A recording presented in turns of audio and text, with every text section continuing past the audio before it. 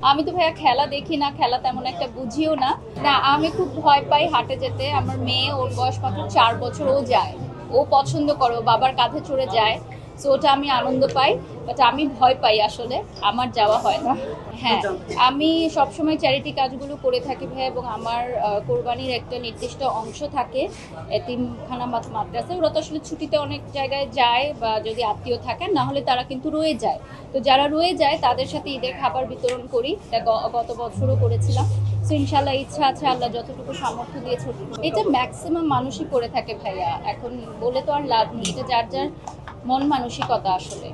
আমি তো মনে হয় আমি সেই গোস্ত খেতেই পারবো না যদি আমি চিন্তা করি আমার পাশের মানুষটি অনাহারে আছে, সেটা আমার দরকার নেই। এবং আমি আমি সারা বছর খাই ভাইয়া, আলহামদুলিল্লাহ। সো আমি চাই যে এই সময় তারা খাক যারা সারা বছর খেতে পারেনি, এবং সেটাতেই আমার আনন্দ। এটা আমি বিশ্বাস করি। সো আমার মনে হয় যারা আমার ভিডিওটি দেখছেন তারাও নিজ নিজ জায়গা থেকে এটাই চেষ্টা করি। আমি তো ভাইয়া খেলা দেখি না, খেলা তেমন একটা বুঝিও না। শুভকামনা রইল প্রত্যেকটা দলের জন্যই। দেখি যে আর্জেন্টিনা ব্রাজিল এই দুটো দলের মধ্যেই সীমাবদ্ধ থাকে মানুষ। খেলা ওরকম দেখা হয় না ভাইয়া, সত্যিকার অর্থে আমি তেমন একটা বুঝিও না খেলা। আমি গত বছর ভেড়াও কোরবানি করেছি, মানে গরু ছাগল পাশাপাশি ভেড়াও কোরবানি করেছি আমার মেয়ের জন্য, ও পছন্দ করে। বাট ওরকম ভালোভাবে মাংসটা রান্না করতে পারিনি আসলে আমার বাড়িতে, ভেড়ার মাংস ডিফারেন্ট প্রিপারেশন হয়।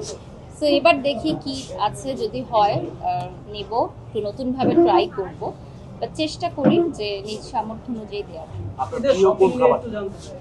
ও, ভাইয়া যেটা বলেন যে প্রিয় খাবার, সেটা বলতে পারি আমি হোমমেড ফুড খুব পছন্দ করি, মানে বাড়িতে যেটাই রান্না হোক ওটা আমি পছন্দ করি। আমি বাইরের খাবার একটু অ্যাভয়েড করি।